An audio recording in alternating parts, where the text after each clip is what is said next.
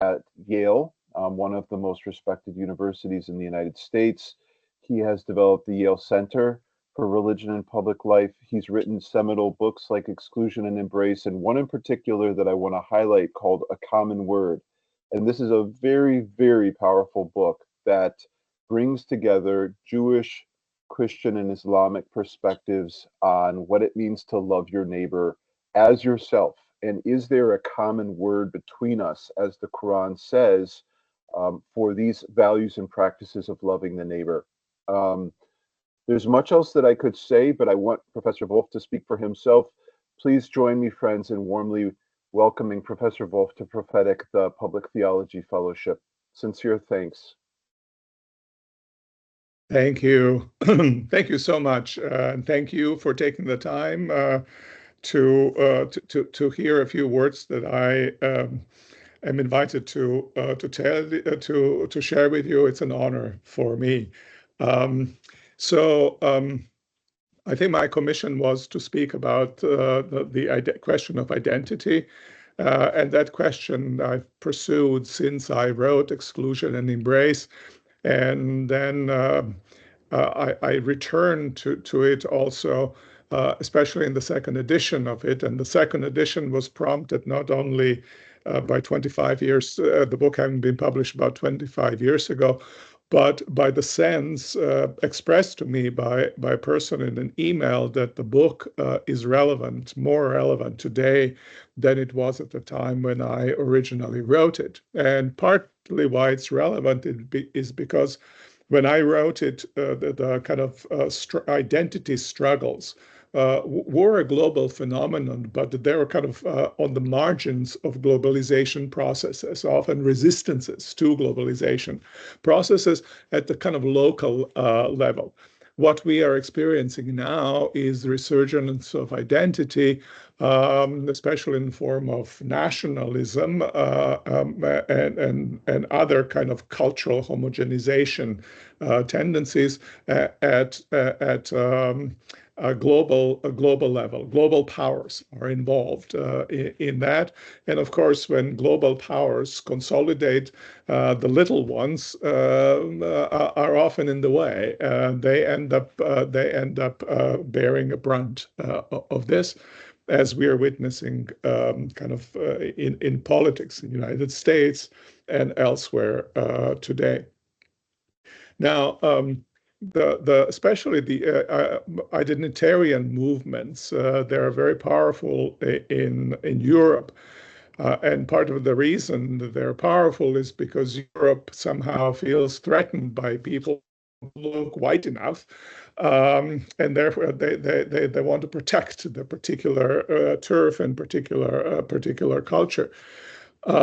Which ends up being highly aggressive. And I think two convictions that inform those identitarian movement one is primacy of ethnocultural identity over human belonging. So first comes my belonging to a tribe, then comes my belonging to a human race.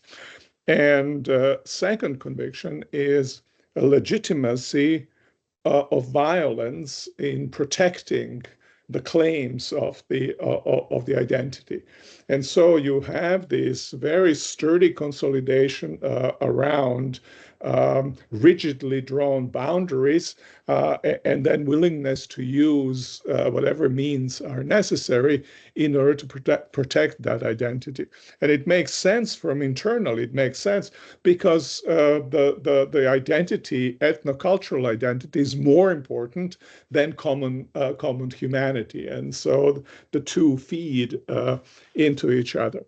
Now, obviously, at least for me, obviously, from the Christian perspective, God is not a particular God. God is a universal God, and universality of God means that no people can claim God for themselves, and that's in a kind of origins of monotheism. But universality of God means the universality of God's oneness of God, means universality of God, means extension of God's care to the entirety, all people and the entirety of the earth, so that one God and all peoples, one God and whole world, that these two things go together. If you want to read a critique of that, you just take the book by, say, Nietzsche. Some of you might be familiar, his book, The Antichrist, which is a kind of, he subtitled it, A Curse on Christianity. So it's a one spewing of bile, very, very smart spewing of bile. I'm a big fan of Nietzsche. I think that he's completely wrong, but very, very brilliantly wrong. Um, but he basically thinks, kind of makes fun of a God that is universal and therefore also God of compassion, and care for all, rather than care for only some. But that to me is very fundamental. And that God, who is the God of all people, in Christ has revealed himself also as a God who calls us to the path of love rather than of violence. So primacy of ethnic cultural identity, legitimacy of violence are both delegitimized by the foundations of the Christian faith. Now, once one has said this, then the question still remains: is it possible, and how is it possible to think a kind of ethnic, racial, and other forms of identity in the context of what I've described as Christian universalism? And there are obviously those who think that this is not quite either those who will identify God with their own particular nation. That was the case in my country, Croatia. God and Croatians. That was a slogan. And we were fighting against Serbia, and Serbians always talked about heavenly Serbia. So God and Croatians and heavenly Serbia were in a war with one another, right? They refer to the same heaven, to the same God, and yet that legitimized and motivated in part the struggle. So, you can either level all the identities, can kind of tie religion to particular identities, but I think the key is to try to figure out, how does one think of discrete identities who nonetheless live peacefully in a common world. Now, that project is in part what I was pursuing with exclusion and embrace. But I don't know if you've seen my book, and I'll show it to you, The Home of God. That's a relatively recent book that I wrote with very good friend and collaborator of mine. It's The Home of God, A Brief Story of Everything. That's a very presumptuous subtitle.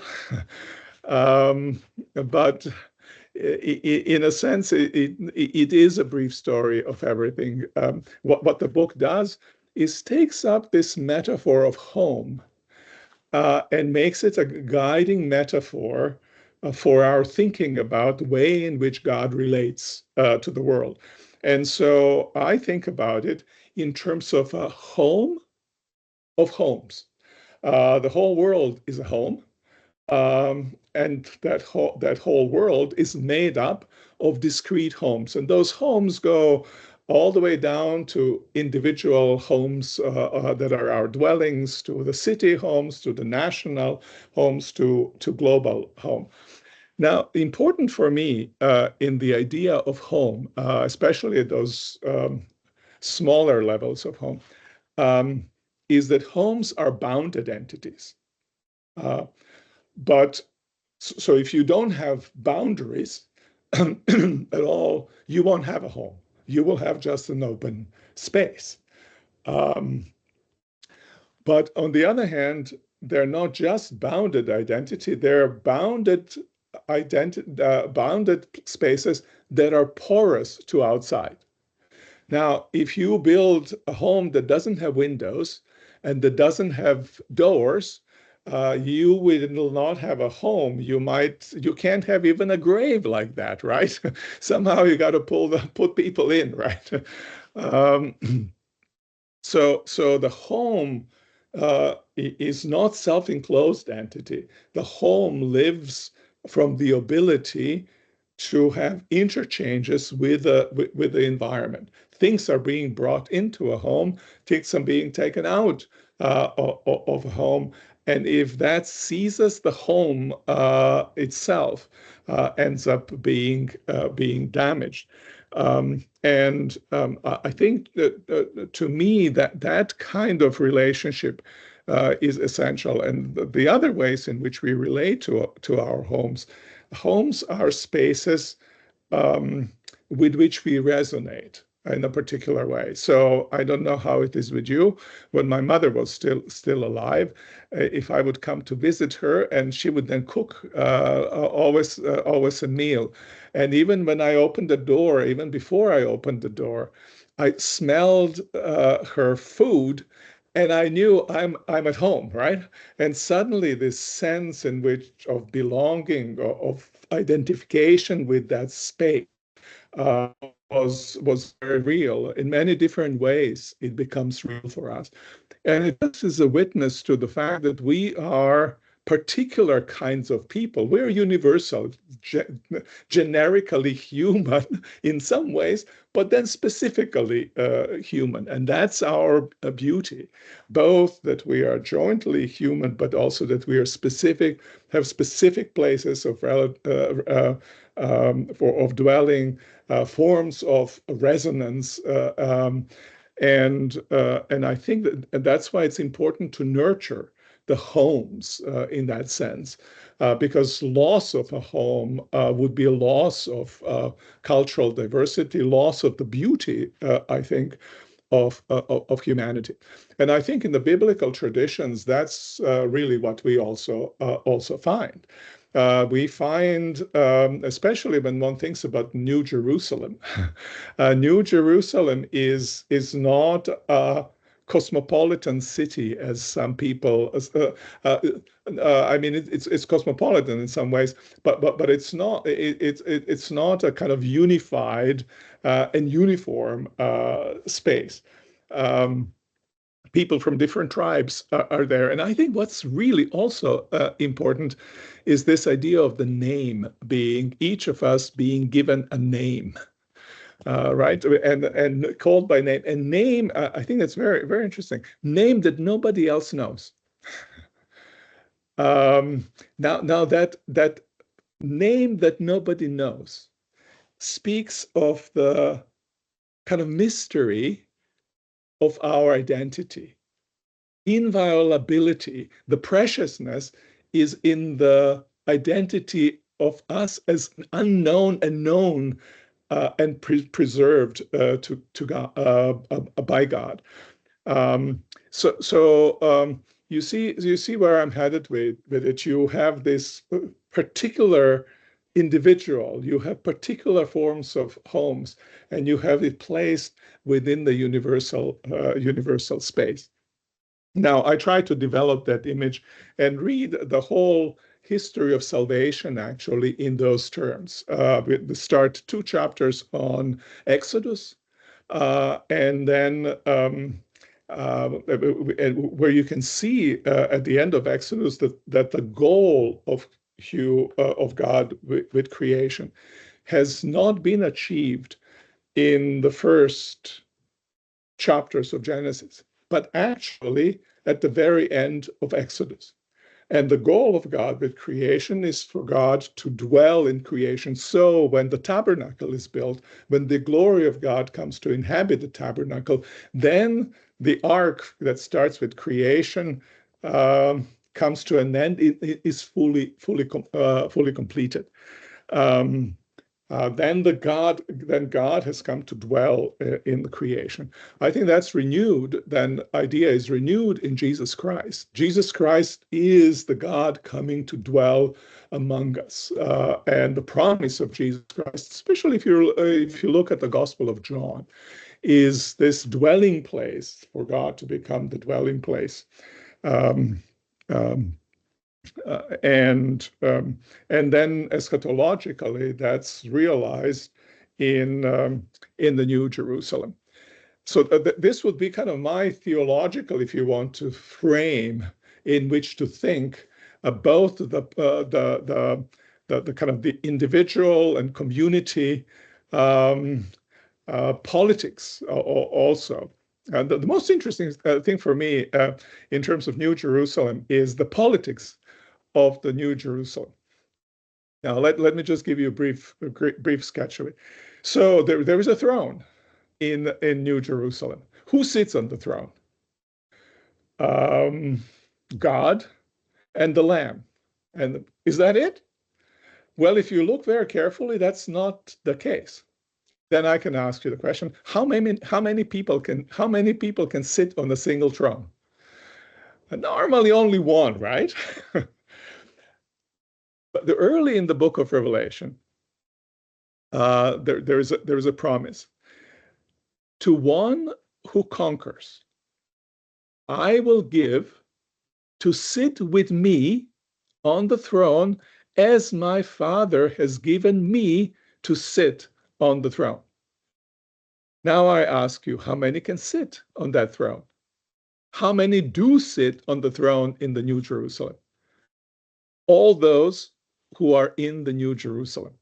So now you have a motivation for the absolutely a common rule, in a sense that the distinction between rulers and ruled in many ways is broken down, so that Christ gives to people the gift of participating in Christ's rule, which means Christ's rule over what? In many ways, it's a rule that has become part and parcel of the entirety of the community. Now, I could go forever talking to you about New Jerusalem, because I'm quite not many people are excited about it as I am. So I don't want to bore you, but if you're interested, you can read there. It's absolutely fantastic and amazing. And I'll tell you the last bit, which is really, to me, really interesting symbolical. So where is the New Jerusalem? It comes down on the high mountain. Now, how in the image, how large is the New Jerusalem? I think it's about 2,600 miles cube, and it sits on the mountain. Now, what do you think would happen if a cube like that sat on the mountain?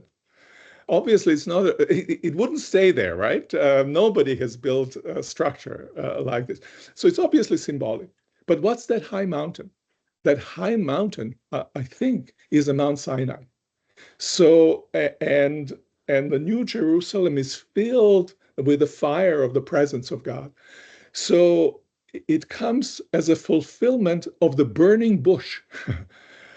um, that the experience that you have at the very beginning of Exodus, and fulfillment of God's revelation on Mount Sinai, and fulfillment of many of the revelations that happened there, is expressed in that New Jerusalem. It ties together the whole story of the Bible, and it provides us way of thinking about ecology, about politics, about religion. There's no religion in New Jerusalem. I'll stop here. Okay. There is there is worship of God, but no religion.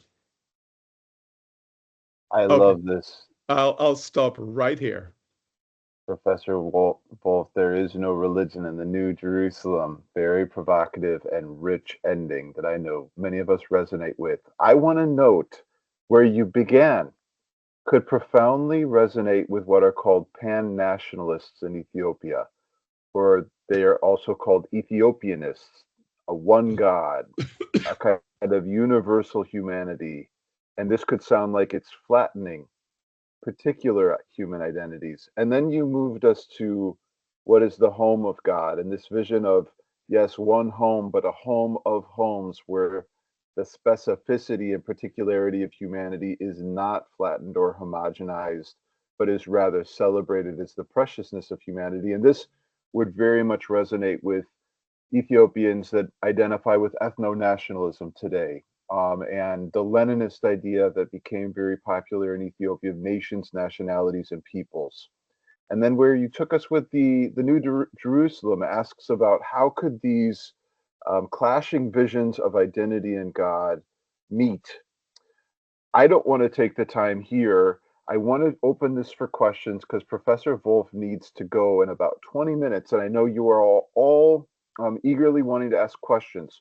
So what I'm going to do is ask Professor Volf three rapid questions, and if I could ask you, Professor Volf, to answer in just 2 or 3 sentences each question, then I'd like, friends, for you to ask Professor Volf a question, but try to keep it crisp and clear so he has time to respond and so more fellows have opportunity to ask. Let My me, as you ask, I'll just go and turn off the heat in my room and keep on going. It's getting hot over here too. I'm getting excited. The first question, Professor Volf, what is public theology? I think it's a theology that takes as its sphere of concern kind of public life in broad sense of the term, relates the public life to individual life and relates it to the grand vision of the kingdom of God, or in my terminology, home of God. Hmm, thank you. Isn't that language of home of God so rich and beautiful? Second question, why does public theology matter today? Our lives are enmeshed. None of us lives only alone for oneself. All of us lived in interconnected meshworks. To care for myself is to care for the larger community. To care for the larger community is to care for each individual in it. And we are in danger of forgetting that. Thank you. And last question for me, and friends, I invite you to begin raising your hands to ask your question. How can we practice public theology today? And maybe if you just highlight what you see as one essential practice of public theology today. You know, that's the toughest question for me. I personally think that in today's Western cultures that I don't know other cultures, but Western very well. But in today's Western cultures, Jesus Christ has become a moral stranger to us. Wow. What mattered to him profoundly matters to us marginally, and vice versa. So there's overlap, but overlap is not great. And that for me means kind of immense challenge to practice um, public theology, church theology too, in many ways, personal theology, if you want, in many ways too. And I would say, put it this way, if we lose authentic Christ, we have lost ourselves. Church and Christianity has lost itself. And for me, that's the great challenge at the individual level, but great challenge especially at a more public level. Wow. If you said nothing to us other than Jesus Christ has become a moral stranger to us, that would be plenty for us to reflect on. That's a very powerful statement. And that's part of why this fellowship exists. Friends, we have 15 minutes. May I ask you to ask your questions as quickly as you can? And then, Professor Wolf, please don't feel restrained, but if you can respond quickly as well, let's see if we can ask as many questions as possible.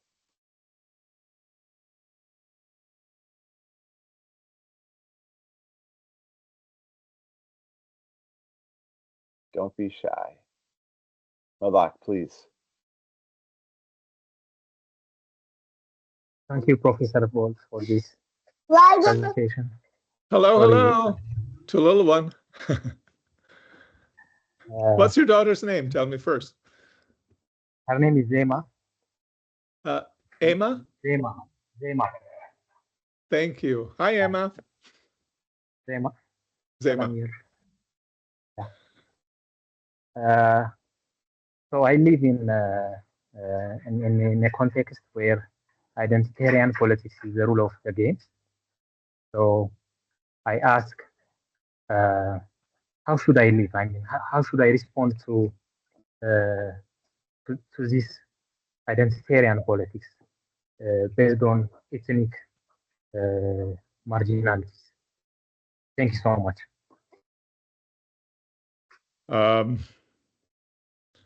I don't know is the simple answer.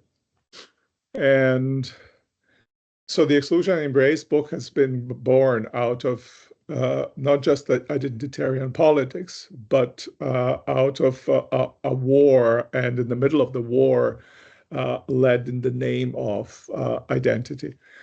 And when it came out in Croatia and Serbia, absolutely nobody was interested in it. And what they saw and what they thought that I was taking their, each thought that I was taking their enemy away from them. And they were invested in having an enemy because enemy helped them gave the reason for their existence. And that's the feature of identitarian politics. That's the feature also of kind of fundamentalist forms of religiosity. And if there is a crack in the identitarian wall, then fear exists that it will crumble. But that means that it's very difficult kind of to penetrate. And my sense was simply best I can do.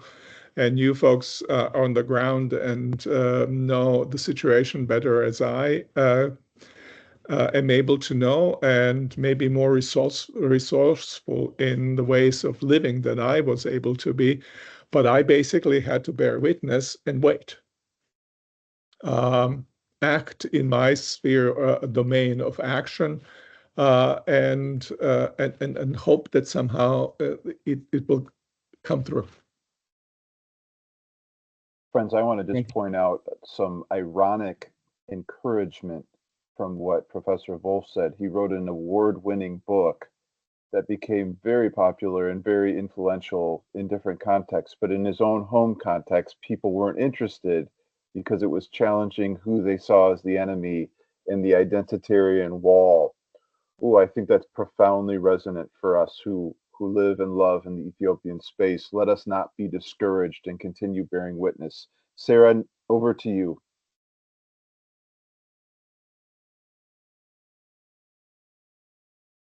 You're muted, Sarah. Oh, sorry. Thank you for that lecture. There are so many questions that I want to ask, but I'm going to limit myself to one. Watching your videos was also kind of raised this question. Again, it's raised for me here. When we think about God's universality, and you bound it here more explicitly to monotheism, and one of the earliest monotheistic religion is Judaism, and its earliest forms we have in the Old Testament. In the Old Testament, we see that God is bound in a way to a specific people group. We have different versions of that in Christianity, even in the doctrine of election, as we see it in the Calvinistic tradition, for instance. So it's not irrelevant anymore, even to Christianity. How should we then read our scriptures if at the end of the day, the truth of God's home is universal? That if that's the story, the redemption history reveals that. In a sense, how should we then read our scriptures? I mean, you'll see how I read the story of redemption. The Home of God book is the story that starts with Exodus and ends with the New Jerusalem, takes up this question. I read Exodus also from the perspective of Christ, and Christ coming because for God so loved what? The world.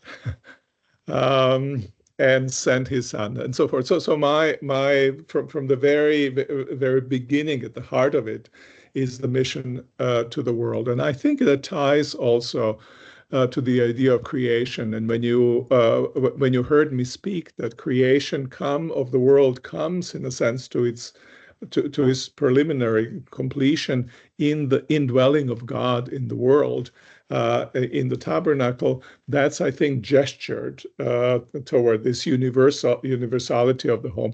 I realize that will be unpopular in some circles. I mean, if they want to have their hell, there can be a hell also with New Jerusalem existing parallel, right? I tend not to think in those terms, but it's possible, right?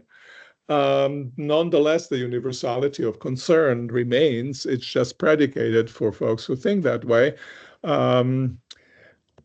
partly on election, but partly on, or it could be on the choice of the human beings. I'm very impressed by the universalistic strand in the New Testament, especially also in some ways in the Hebrew Bible, in the later prophets, and in Genesis. Of course, that I feel all my short questions are terribly inadequate. I can kind of just gesture toward what I think about something, and you might respond, "Well, who cares?" I can't argue my case.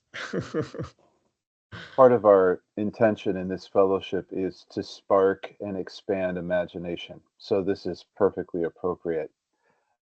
Friends, more questions are welcome. I mentioned we have a WhatsApp chat going, Professor Volf, where people have already submitted questions.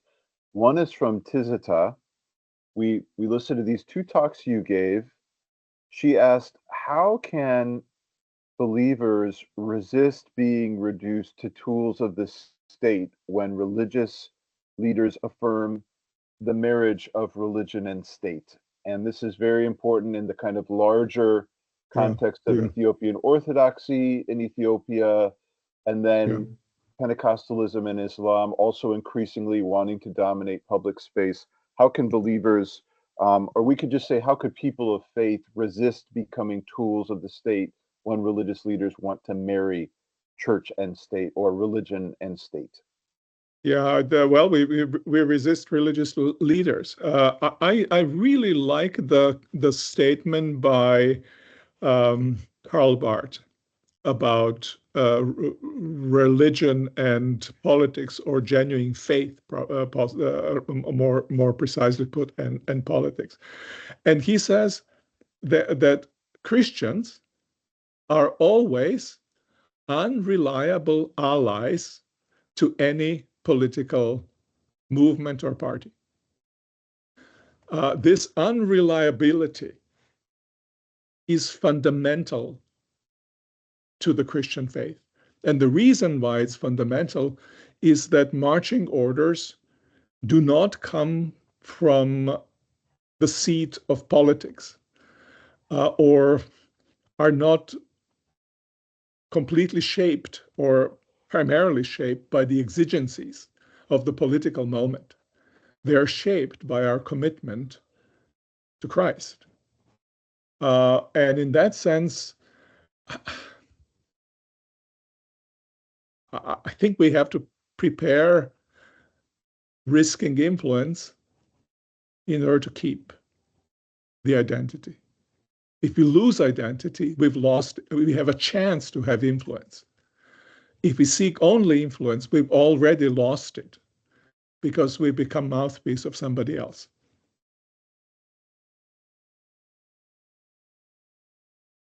Thank you. Thank you. These are short but provocative answers.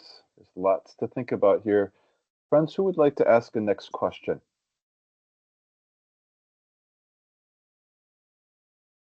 I think that what you're talking about is just so kind of in the jugular vein of contemporary faith and politics in Ethiopia that we're all just kind of, we're all thinking.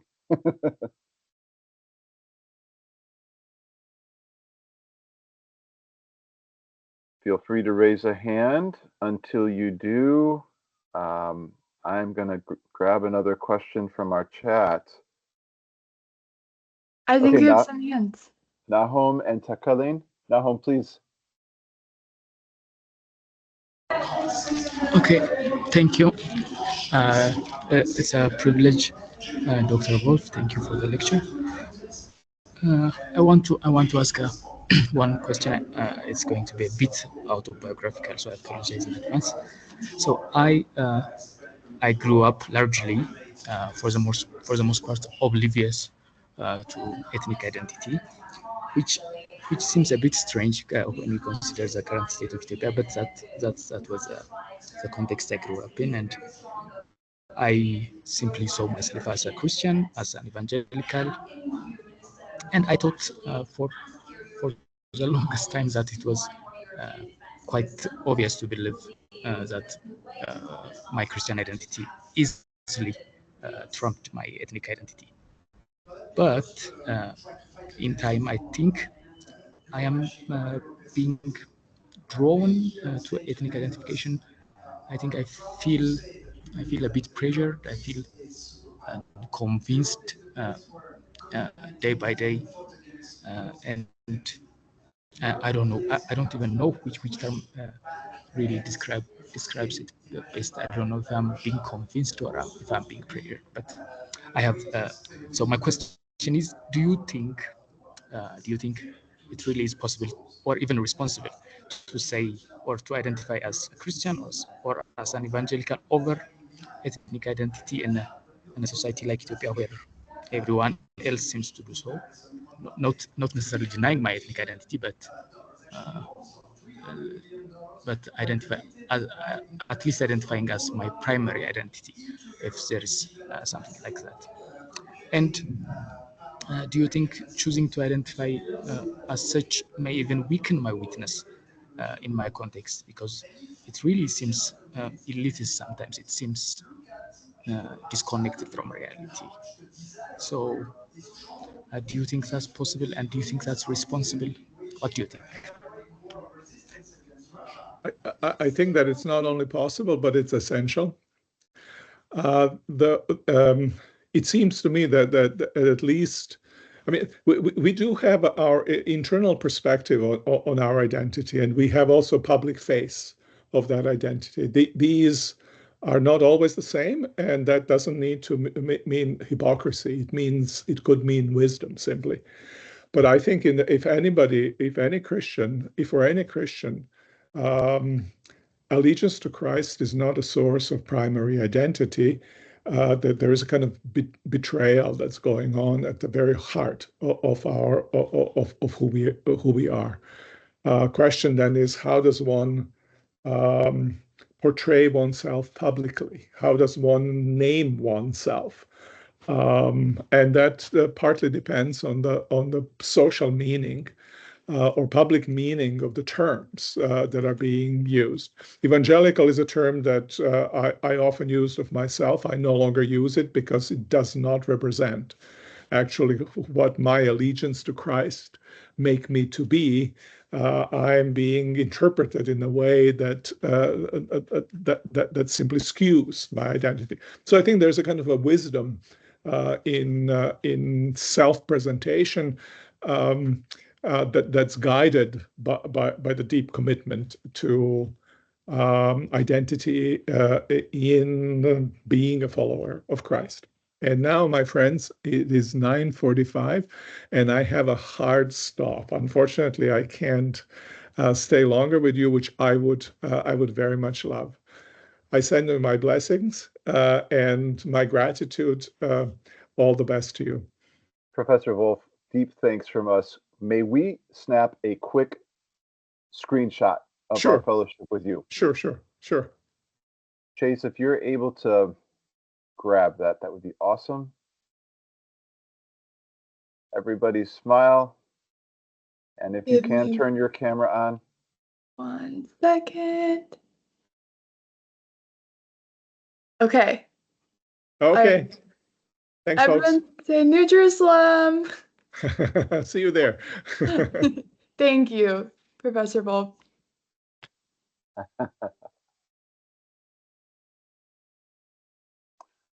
Okay, wow. That was rich and thought-provoking, and I wish we had 45 more minutes to keep talking with him about that. What I would like to do is hand this back over to Chase to guide us through some conversation of debrief. What did you hear? What was inspiring? What was provocative? What was problematic? What did you think was essential? But I want Chase to guide us through how do we do some integration and thinking about what we've heard from first week, David Gushee, now Miroslav Volf. So Chase, back over to you. Thank you all for your questions. I just feel like I learned so much from all that you asked and Dr. Volf's responses. Nahum, in your question, I was really just struck by you talking about what you were feeling as he was speaking, reflecting on your own identity and having even an emotional and kind of self-identification based response to what's being shared. Because we're learning from these really incredible theologians, but what they're saying has personal and lived consequence. So I guess I'd just love to ask, first hear from you all, maybe some of how you're feeling about what's been shared, whether that be by Andrew our first week, by Dr. Gushee our second week, by Dr. Volf this week. Things that might have kind of struck a chord of your heart in either a positive or maybe a little hesitant way.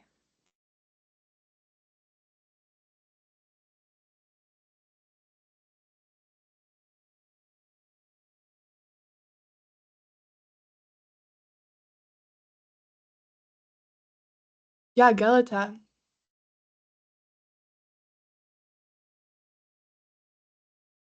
Hello, everyone. I had a commitment this morning. That's why I joined you late.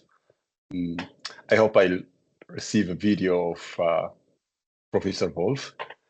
My question is primarily directed to Dr. Andrew and Dr. Taka and others. So regarding ecclesiology, I mean, the church in Ethiopia, I asked Andrew these questions the other day.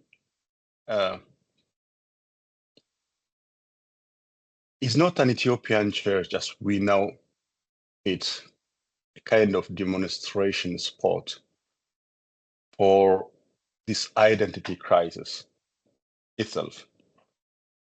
I mean, if we see how the churches are organized in Ethiopia, including the Ethiopian Orthodox Church, the largest Lutheran church in the world, Mekane Yesus, and others, you see them as a kind of demonstration spot for identity politics and a kind of chiefdoms. So how can the church transcend struggle for identity and emancipate itself towards, the kind of identity we have in Christ before, reconciling with itself? I mean, reconciliation belongs to God, but my question is, do we have, how we have ourselves transcended? Yeah, that's my question. Are we not demonstration spot for political chaos, identity crisis? And are we not the one feeding it? I mean, politics is not, in Ethiopia, the church is not imitating the politics, but the politics, identity politics is imitating the church.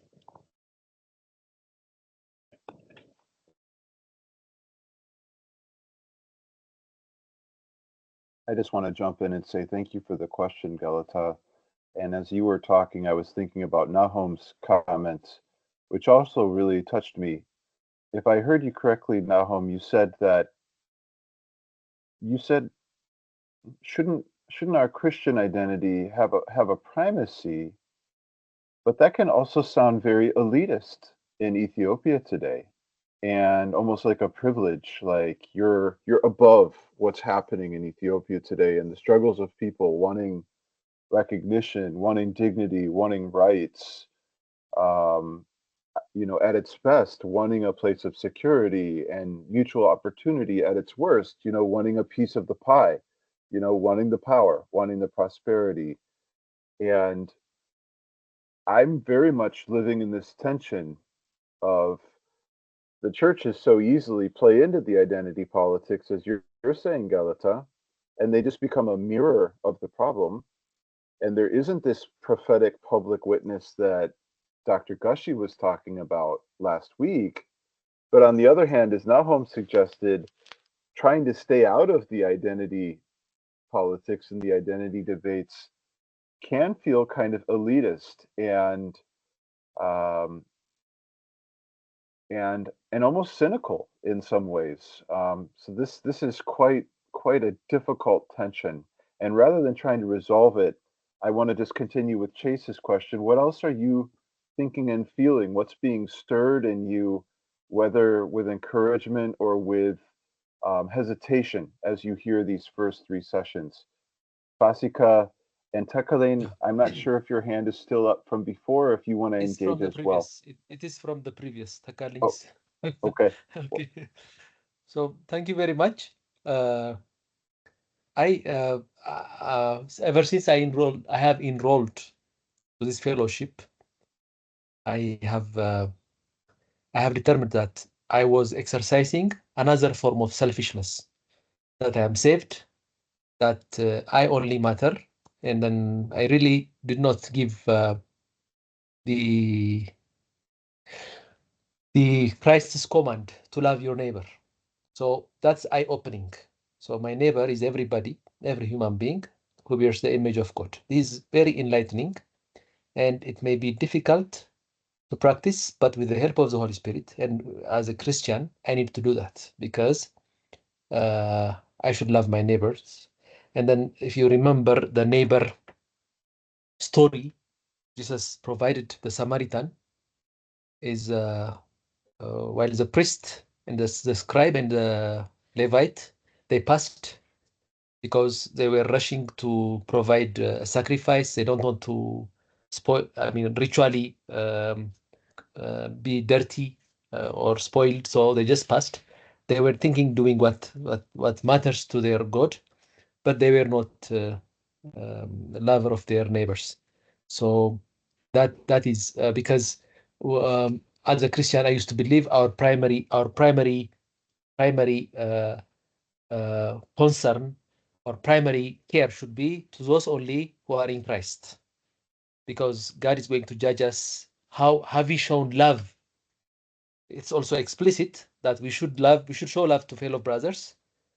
We should provide for fellow brothers, and we should care for fellow brothers because they are we inherit God's kingdom together.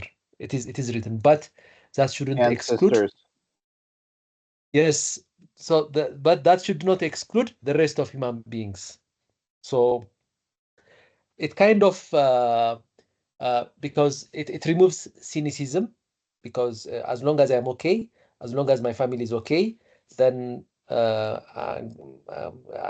so when you are affected, you become you moan, you cry, and then you complain. But when others, especially when others are suffering far away, you don't care. So I have to remove that. I have a strong resolution, at least in my prayers and in things that I can. My love, my neighbor love should encompass everyone, including enemies, because love your enemies is like it's one of world-changing command. Nobody has ever commanded that except our Jesus Christ. Nobody ever said, love your enemy. Whether you go to the European previous pre-Christian Rome, Greek, or the Chinese or whatever, enemy is enemy, and then you have to But Jesus said, love your enemy, because the reasons for, but this is a resolution anyways. After I have come in this fellowship, it's an eye-opener. I want to dwell more. And coming to Christianity, I am afraid love should not be foregoing the truth. Truth is one, and truth is Jesus Christ. So we should tell the truth in love. That is the order of the apostles. Tell it in love.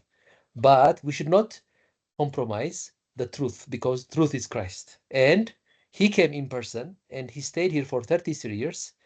And he still, he has his church, his apostles, and then the church fathers, and it has come to us now. So we are living in a very pluralistic society that does not, you know this, I don't tell you. So I don't want to fall into, because loving neighbor does not mean compromising your truth. And there is no your truth or their truth. There is only one truth. I believe that. But that should not lead to intolerance. That should not lead to the fun side and the non-fun side, like dividing segregation. Of course, whether we like it or not, there are two humanities eventually. That is, I'm going to jump in here. I really appreciate that comment. It's reminding me of what Dr. Volf said about how we have become moral strangers to Jesus.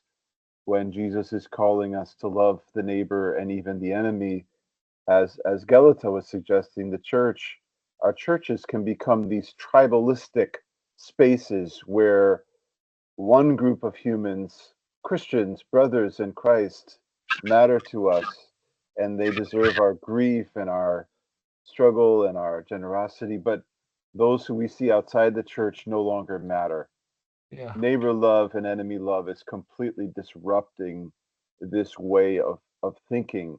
And I would ask back to us, how does loving our neighbor impact our epistemology, our vision of truth? Do we still operate with a kind of imperial epistemology where my truth and your truth are fundamentally incompatible and one needs to win? Or No, does yeah, the practice of yeah. loving the neighbor lead to a practice of deep listening and finding places where we may agree more than we think, Yes. and where we can practice compassion with one another where we I will wrap up disagree? in 2 minutes. Nope, my brother. I am so grateful for your comment, and I don't mean to be rude, but I want opportunity Okay, for others to share.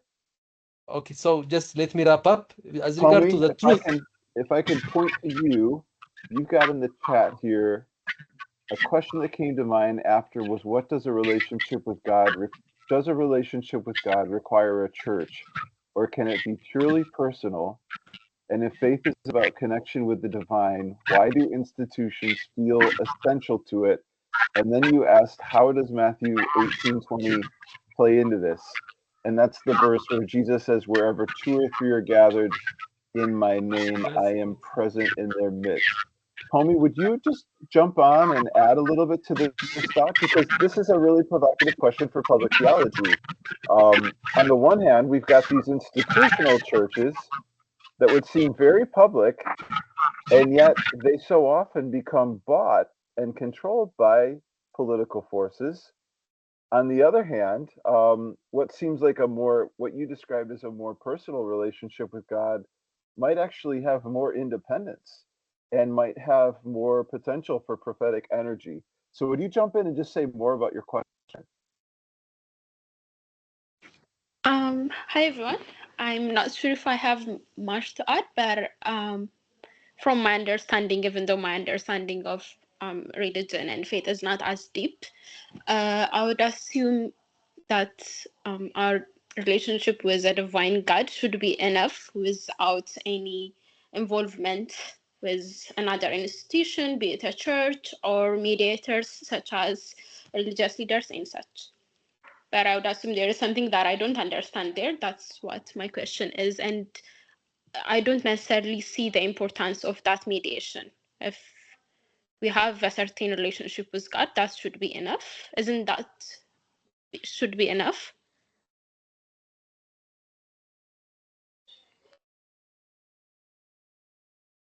Sarah, I see you smiling. Would you like to comment there? And then Tekalen, I see your hand up again.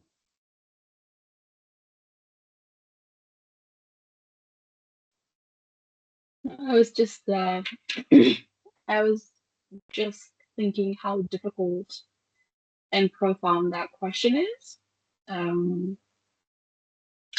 Because it's a question of, in the one sense, even in the Bible, for example, you see the prophets who are critiquing institutions, standing as individuals in the midst of systems that are complicit. So there's that, like, the relationship of the individual with God, that's kind of like, it sort of like stands up in the middle of a chaos that is going on. And I think that's very, very important. And eventually, we also need to remember that Jesus was an individual, an individual. So that individuality is, I think, important. And though sometimes it feels like it's marginal in a lot of like the communal pictures that we have, it feels like God's relationship to individuals takes like a lot of the space of what's written in the Bible. Thus says the Lord is a very individual statement that is quite interesting for me, because then Christianity and also in the Hebrew Bible, that if you may call it Judaism, then it's a very prophetic religion. In that sense, very individual, but it's not individualistic in a sense. Also, because the prophet stands among communities, because as human beings, also we're very communal. So it's very important to hold those two together, because God is forming communities, God is resting among us. It means there is a communal aspect to it. But I think it's a very difficult and profound question. I appreciate it. May I say something, Dr. Andrew, on this? One second. I just want to note how much I'm enjoying this conversation. Tommy, thank you for asking it. Galata has said that this search is essential. Pasika has said that fellowship is mandatory. And Pomi has asked the disruptive question. And Sarah is building on it and pointing out how the prophets operated amidst institutions, but often as individuals who were critiquing the institutions. And so, Pomi, I just want to appreciate this question and how we need spaces like this where our beloved men, Pasika and Galata, can say essential and mandatory, and our beloved women can also, and others can ask disruptive questions about why is this so important, and what might we learn from the prophets who were unsettling what we take for granted. And Galata, before we turn to you, I want Tekalen to have a chance to speak, because he's had his hand up for several minutes. We declare our trust in fact. We build up some very powerful instruments that should determine that anyone can go here for you are, and if this determines is not.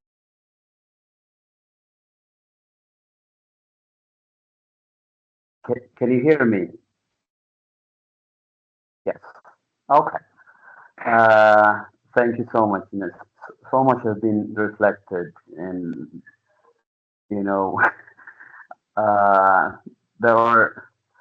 there is this question that I have for Professor, and there is a question that has been thrown to us by Andrew, and also there is an important discussion question that has been raised by him. I'll try to be as brief as possible. Reflecting, all the three lectures that we have, I believe, or I think that what unifies all of them is, I feel that all are a call for,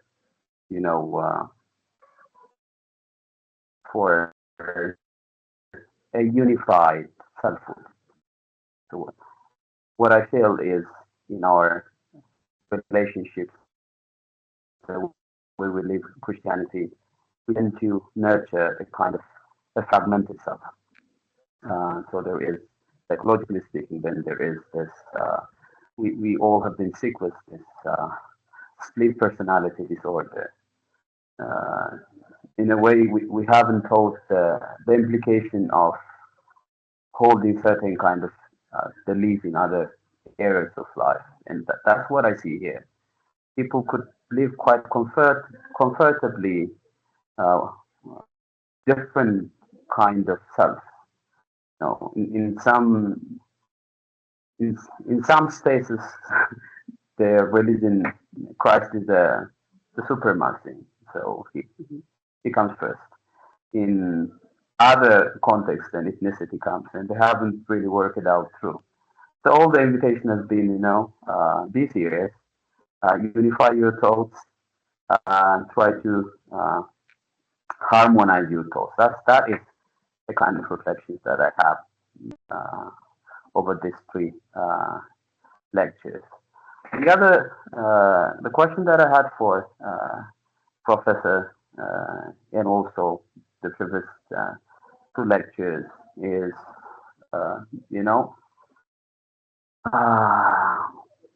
it feels to me that we are converting ourselves too much.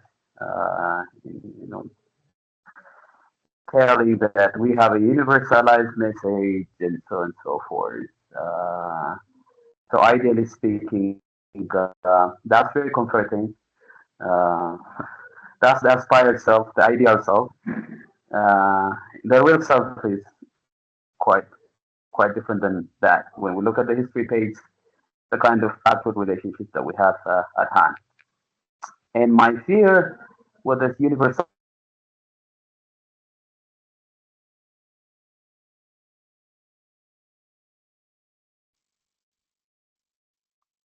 Friends, has Tekka frozen for you as well? Yeah.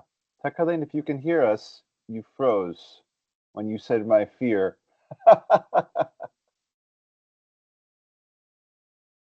Okay.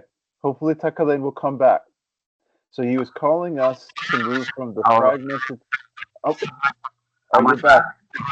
All right, I'm sorry. I was cut off by the network. So besides this comforting message, people on the ground would listen to us and would tell us that, my experience is now that, and I would like to begin from my experience. I'm not really interested about your ideals, the kind of this, posture that you are showing me. So what I'm wondering is,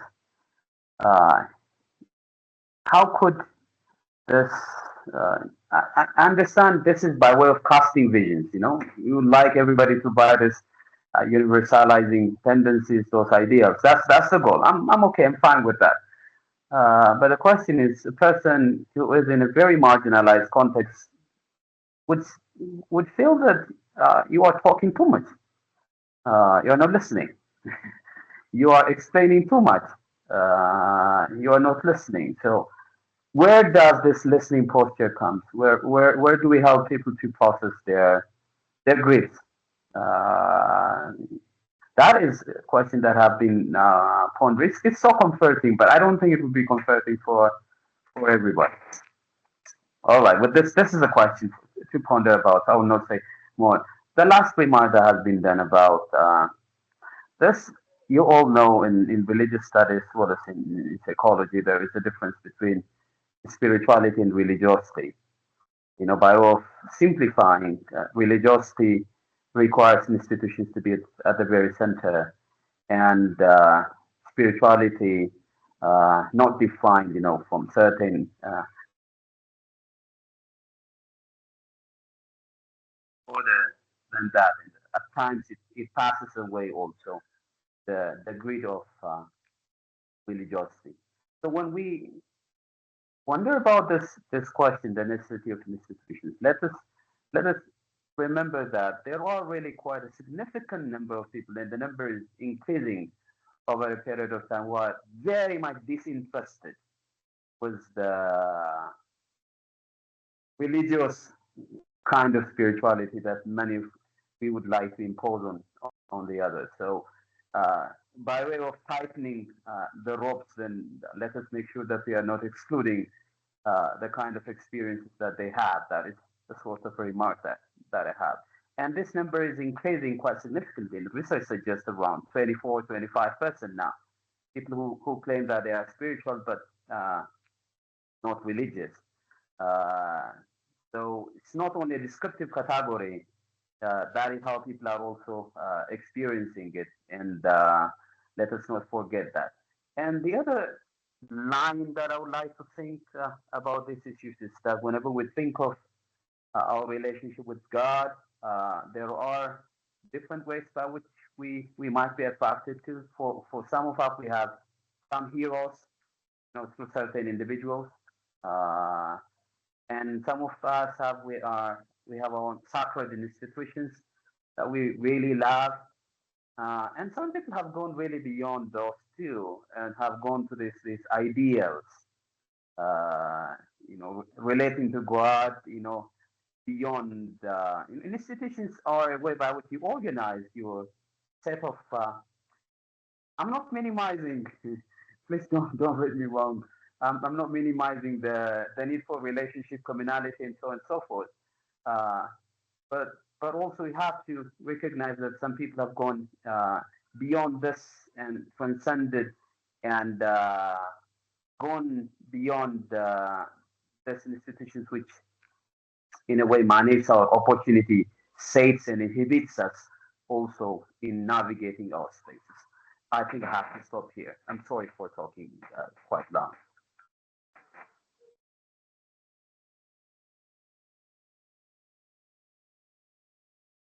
Thank you, Tekalen. I love that call to a unified consciousness rather than a fragmented, split personality. We need to move from what Robert Bellah called a crisis of incoherence to a more integrated, coherent worldview and way of being human. I love the critique of the universal ideals. It sounds good, but are we listening? And how does this engage the griefs and the indignities, the humiliations, the struggles? If you tell someone in Walaga today, or someone in Tigray, or in Gaza, or someone in Ukraine, it's all about universality. It's all about just being human. Is that going to resonate? And are we willing to listen to the rapes, the imprisonments, the bombardments, the starvations, the many big and small experiences of being degraded as the particular people that they are?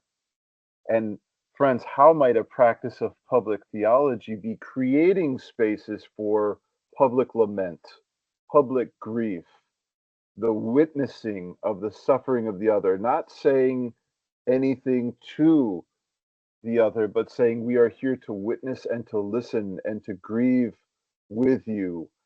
I'm thinking of that, Tekalen, with your very important critique of the universal ideal. And I loved your comment about there is an increasing demographic of spiritual but not religious. And I think that people in the Ethiopian space shouldn't ignore this and think, oh, that's just the godless, satanic America. Homi's question reflects this desire for something different, and I hear this from so many Ethiopian young people. I would be really curious what Robel may think about this, having worked with so many young people. Sarah, you got your hand up again, and I want us to keep hearing from our women fellows. So, Sarah, would you jump in? And Robel, I'm curious if you have anything here after Sarah. I just, I'm sorry, I am speaking too much, I feel like. But I just wanted to suggest, I just wanted, like, Takalin's critique, I think is very important, and it just connects us back to maybe our reading from last week, in which when Gashi speaks about human dignity, that he talks about God's care for the little people, for the marginal, and perhaps when we talk about individualism and universality, we have to make sure that God is binding himself to the little people. Even in Jesus, he always preferred, or the liberation theology phrase, God's preferential option for the poor. So God binds himself to the weak. Just wanted to say that. Yeah, Andrew, thank you so much. Just to reflect what I'm really feeling and thinking as I'm becoming part of this discussion. I'm highly challenged with many of the questions that you guys are raising, and I am, it's leading me to think more about the situation that we are passing through as a country, and also I'm trying to reflect with my own thoughts as well. So I would really love to thank you all for your amazing questions and reflections, and I also appreciate what Kali challenged us on the issue of universal values and so on and so on. Just comment on one little pieces of what Pomi asked about the need of institutions of in order to be spiritual, and the issue that Takali raised about religiosity and spirituality. Recently, I had a very brief interview with a group called Makar in Ethiopia, and they asked me, "What's your hope?" Then one thing that I just raised is that the fact that Gen Z, they are highly skeptical about institution, it's giving me hope, by the way, because there is a huge tendency of institution leaders and people like myself who have been leading institutions. We are almost worshiping our own institutions, and we are not using institutions as a tool to promote, human flourishing. But the fact that those young people started to ask and becoming very skeptical about institutions themselves, in one way or the other, it's leading me personally to think about institutions and how institutions should be designed in such a way that it serves the spirituality, it serves human flourishing. So I really like the discussion, but one thing that I would really love to reflect for Pomi's question is that institutions might be very helpful for people to be connected with God or to become spiritual, but sometimes they might not be. So that's what I'm learning as I'm staying with young people. Thank you so much. I'd just like to highlight, Rovel, the complexity of what you said. Institutions might be helpful, they might not. Yeah. And you said that you felt hopeful in the face of the skepticism that you see among young people in the face of institutions. I find this kind of openness, brother, very refreshing. Right now in the United States, everyone is so committed to being right and to having the answer and the paradigm that everyone else should follow. I see the same thing in Ethiopia. And what's being communicated in this group is a sense of curiosity, a sense of imagination, the freedom to ask questions, the welcoming to disagree. That makes me feel hopeful too. And I want to acknowledge Favin's comment. She says, during the last 3 weeks, I felt a growing frustration and annoyance as I thought about the Old Testament God as the God that created the universe. I wasn't able to see the Old Testament God as a God of justice that could command us to honor human beings he created in his own image when his very acts written in those books didn't honor some. And I think Faven is referring to some of those violent texts in Hebrew Bible that we read. It brought me to the place to where I ask, who is human enough for me and who's not? Wow, that's a profound question. Who is human enough for me and who is not? I'm open to grow in awareness of where I am in honoring human beings as Jesus did, and I'm open to see where the frustration and annoyance are from. Thank you, Faven, for naming your frustration and annoyance and for allowing that to give birth to such an important question. Who is human enough for me and who is not? Oh, I love that you feel safe to name your discomfort and to critique Scripture. If we're going to do public theology with integrity, this is very important. And some of us who may feel frustrated by your frustration also have work to do. So thank you for helping us with that. Galata, back to you. And Chase, I want to give it back to you after that to see what you're hearing and where you might guide us next in our last few minutes.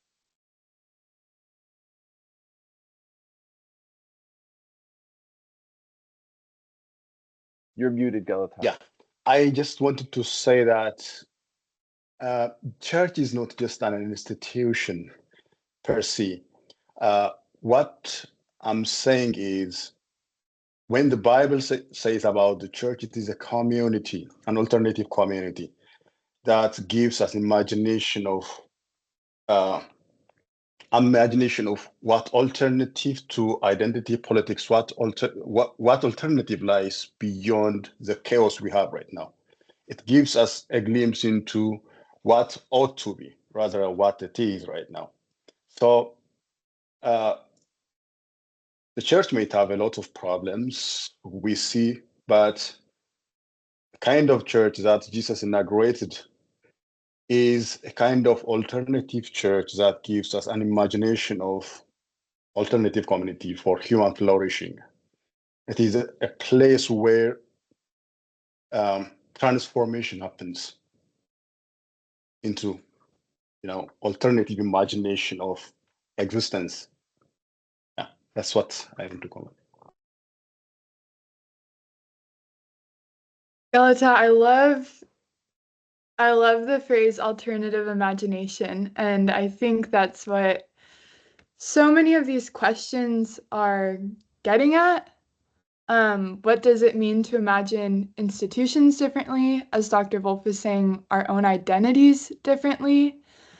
And a common thread that I just wanted to point out between all these questions, but I also think between our speakers in the past 2 weeks, is what is the truth that these religious institutions are supposed to be professing?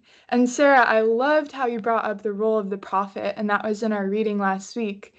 And I think we can extend that, and what we're trying to do through this fellowship is extend that to the public theologian. What does it mean to hold institutions accountable to what they say they believe? What is the ultimate truth they're professing? And I think a lot of the times for the church, it's really easy to think, at least this is maybe the church I grew up in, it was professing a narrative of this is who's in and who's out. This is who is good and who's bad, who is saved and who's unsaved. And I think what Andrew and Dr. Volf and Dr. Gushie have kind of presented us with is an expanded imagination of who can be included. And I think that is where institutions, just in being kind of a bubble with very clear boundaries, can almost work against the truths that they claim to believe in. Dr. Gushie had said some words about us talking about our ultimate allegiance being to this reality beyond what is. And Dr. Volf used the words marching orders, right? We get our marching orders not from secular authorities, but also not from these big religious institutions, rather from familiarity with Christ. So I'm just curious, kind of as we wrap up today, how your vision of the role of the public theologian, the role of somebody with a prophetic vision between what is and what we're seeing, the discontents, Bevan, that you named, and also this vision of what can be that, yeah, Tekleen, as you were saying, can feel really far off and sometimes almost invalidating of suffering. Where's the home of the public theologian between those two realities? Big question. I think we will cook on that the next few weeks, but I would love to hear any thoughts that are just springing up for you all.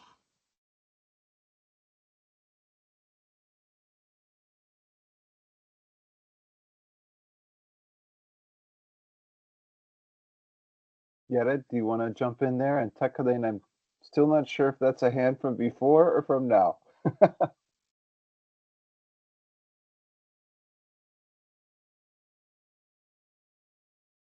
Thank you, everybody, and thank you, Andrew. I just wanted to reflect on what we have been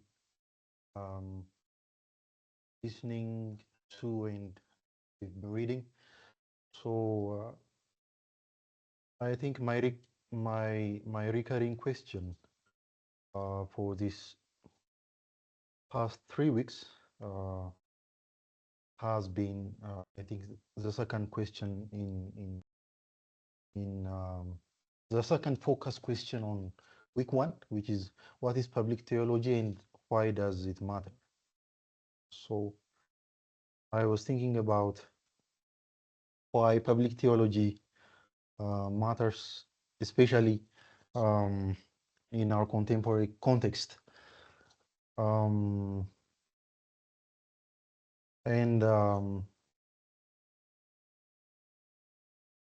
My challenge was that do we even matter? I mean, do we all, as prophetic public theologians, do we matter? Does our does my voice matter? Does my speech matter? And it's interesting to discover that even God himself sometimes he keeps quiet and he tells his prophets to keep silent at times. In fact, I think many theologians call those 400 or so years of intertestamental period as silent years. It's as if God doesn't want his prophets to speak. I think we also have a story of Ezekiel, and I think in one passage he was struck dumb so that he couldn't speak. My point is, yes, there are times that we are commanded to speak truth to power. The Bible is clear. The Bible is clear on that, and we ought to speak the truth to power. But my fear is that when should we keep silent? When should we choose to keep silent as prophetic public theologians? I wonder if I make sense, but This has been my questions. Thank you.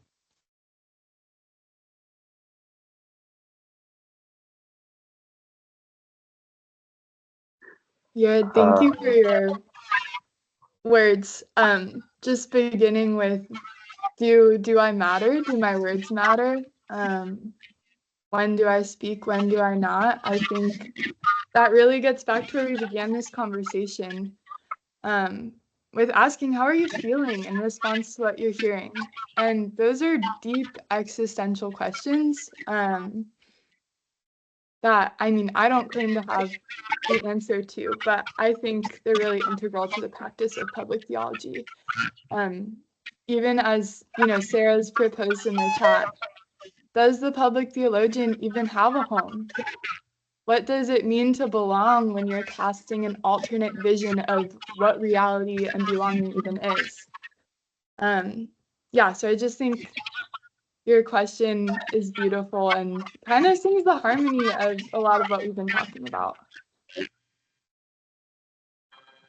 Jacqueline, is that a hand to add? It was the previous, but I'll take the chance. No worries. No worries. Yared has raised really very, very good question that resonates with me too. We are silent for many reasons. Sometimes we fear, because we fear the consequences. Sometimes because we would like to listen more. So discerning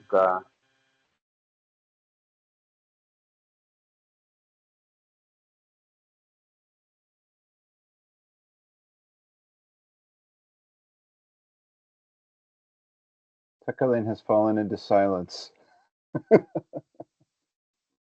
He was saying one of the reasons we're silent is that we fear. Another reason is that we want to listen. And if he returns, I want to continue listening to him because I always learn from Tekalen. Yared, if I may remind us of what Dr. Volf said at the beginning. He said he published Exclusion and Embrace and nobody from his home was interested in it. Friends, I can just say that for me as a theology student in America, Miroslav Volf was a superstar and everybody was reading him and everybody was interested in him. And for him to start today and say, I published my book and the people in my home didn't even care. That's really striking to me, Yared, about how you can feel like if I'm speaking, is anyone even listening? Does it make any difference at all? Is it just, Professor Volf gave us the image of a wall, and maybe it feels like the words are just bouncing off the wall. And why even keep talking if I'm getting the same result every time? Or people are just ignoring me, or they're attacking me and saying incredibly painful things about me or my family or my community. So I just want to say, brother, I also hear a grief in your question. And I want to honor that grief. Do I even matter? Does public theology even matter? I heard a similar grief, Nahum, in your question about, is this just elitist? Um, so thank you for that. Tekalen, I see you're back with us. Do you want to conclude your thought, brother, if you can hear us? Okay, thank you so much. I was cut off again. I sneaked out from my sister-in-law's gathering into the bedroom, so that's why you see kids coming in and coming out. Okay, so discernment is very, very important, and that requires quite a lot of honesty, which is painful. And saying that, then I think There is this analogy, how we relate to the other, which I love most, especially with the one who has a different opinion, whatever the matter is. The first one is to begin with that sense of certainty and to take everything as if it's a war that we are fighting to win. I used to do that, but I have stopped long ago, that posture. I see it in some of us still. It reminds me, and I'm not saying by way of condescending, by looking down this, please don't understand me that way. I'm just telling that I'm no more in that space, just a descriptive term. And there was also a sign that as we relate to the others, we become, in a way, an ambassador. You know, we have our own agenda. We tactically negotiate. Still, we are at the very center, even if we are diplomatic enough in our conversations. Sounds good. Sounds very good. The third one is to count as a sojourner in life. We are journeying it together. We need one another. So there are so many unknown. We recognize to that, so we consider ourselves as a sojourner. So we talk with each other, friendly conversation. That's wonderful. But I wish we could go to the fourth stage. That is to become a boundary crosser. You know, when we become a boundary crosser, we'd be viewed suspiciously not by the other but by our own. Because at that moment in time, we have grown to such an extent by our listening posture, we don't permit the other to be dehumanized in the midst of us, even if it's the same kind of people who are gathered together. So we have this a posture of integrity that defends the other even in their absence. Now, the Old Testament has a very good teaching that even if a person doesn't listen, you don't curse him. You know, he can't listen you.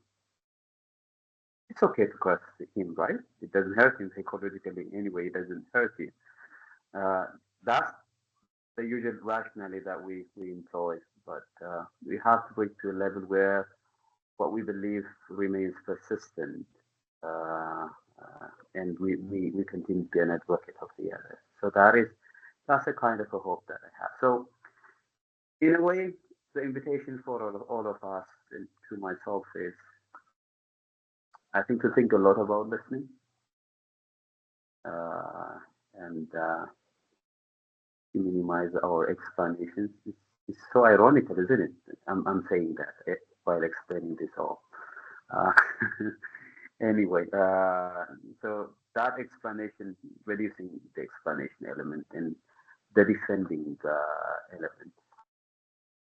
If we could grow through this direction, which I'm hoping, I'm praying we all do, that's the way forward, I think. Thank you for listening. Takalin, thank you for unpacking those 4 different postures. You always provide such helpful framing and orientation. And I would ask, what is the story embedded within each of those postures?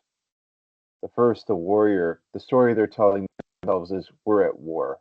The second, the diplomat, it sounds like we're in a struggle to achieve some kind of dominance of messaging. The wanderer, we're just kind of lost and trying to survive and make it through. This advocate for others, they seem to be telling a story. It sounds like a belonging story, but a bigger one. So I greatly appreciate that. Friends, I'm going to turn it back to Chase in just a minute, and I realize that we're over time. But if you would be patient with me for about 3 more minutes, we have an assignment coming up. And I want to share my screen real quick and just remind us of this assignment.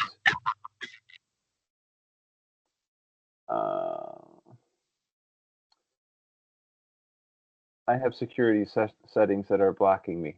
So I'm not going to share my screen, but friends, on our syllabus, there is under the assignments, number 3 is a midterm project, practicing public theology.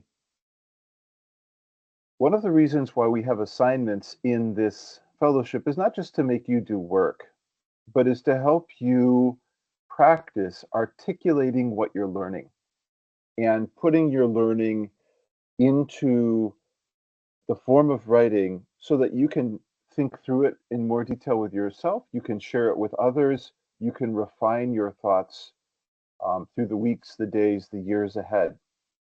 And this project, this assignment, practicing public theology, is meant to help us practice critically observing and creatively engaging religion in public life. It's meant to help us develop our attention, analysis, and ethical engagement. And if you read the instructions, it says select a specific public location in your context to observe every week for the first 5 weeks of our fellowship. And we're already 3 in. And I said, for example, you could look at a media platform, a church, a public space, your workplace or school, a social media platform, etc. Said if you select a space where you already actively engaged, this exercise will not require additional time, but simply more active, alert attention. Second, as you observe this space, ask yourself, how do you see faith, religion, theology, and/or spirituality influencing this space? Second, what positive and/or negative effects do you see religion having on that space? And third, how would you like to see these public effects of religion expand and/or change? And I said, be sure to review the Spradley and Osmer handouts on participant observation in the Google folder. And if you haven't read those handouts yet, friends, please do.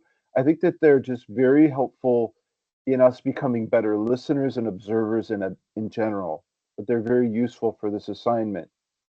And then we have our weekly practice form that is in our Google Doc, and you have been asked to submit that. It says include one new paragraph of notes from your observation each week in your weekly practice form. And then on March 1st, so in 2 weeks, submit a 1-page single-spaced reflection summarizing what you've observed as you review and integrate your notes. So friends, for example, what this might look like is if you're in Addis Ababa, you might go to the new corridor and you might ask yourself, how is religion being represented in this space?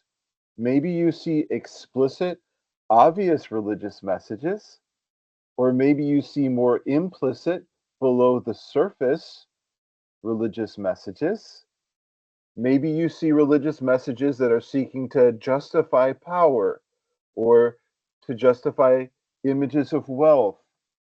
Maybe you see representations of religion that are being used to promote Ethiopian dignity and a sense of a public space to meet and celebrate life together.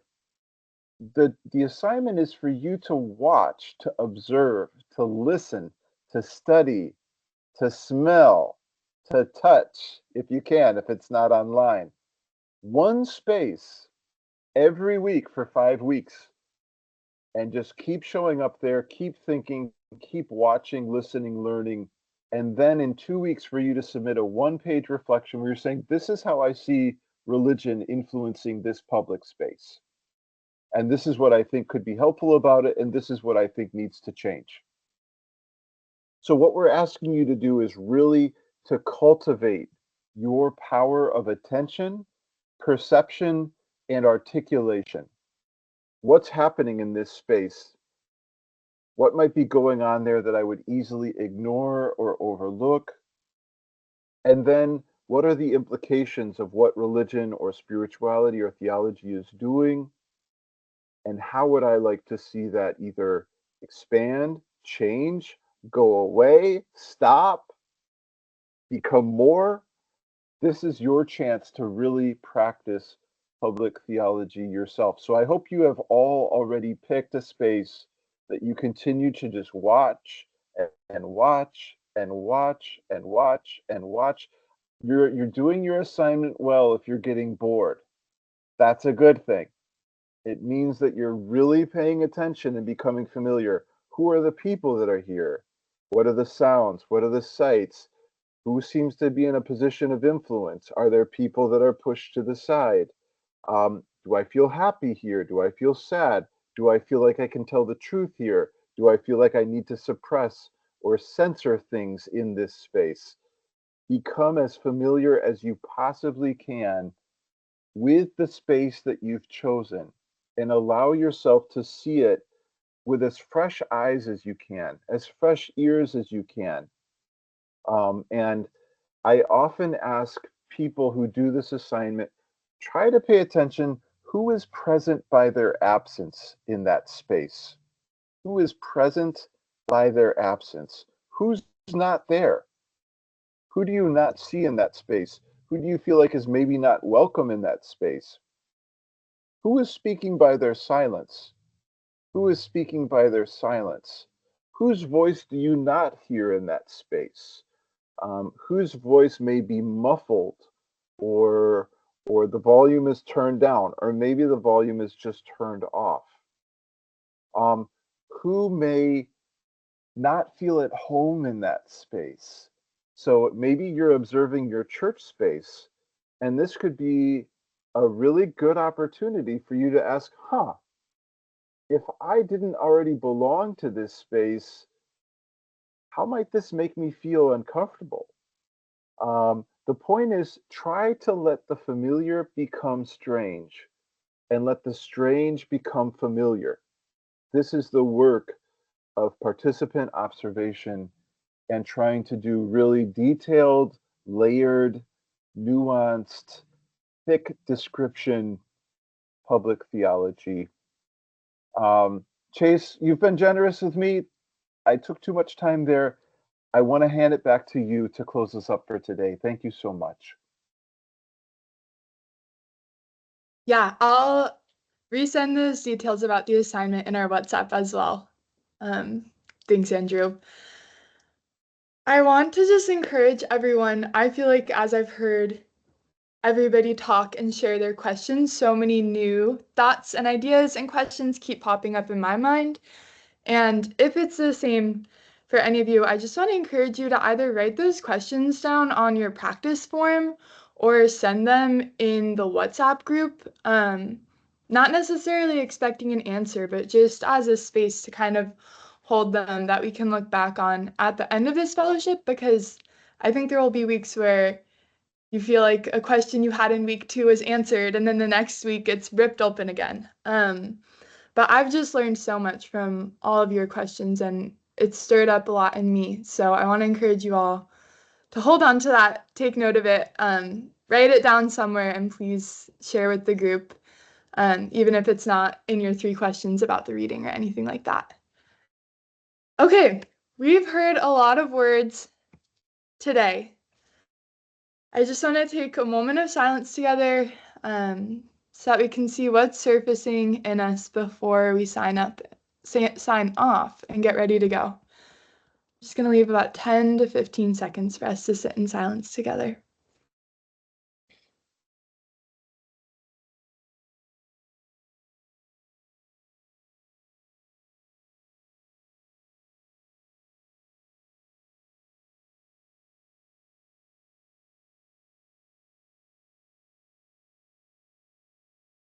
Friends, until next week, may you discern what is yours to say and yours to do, guided by courage and held in love. We'll see you next week.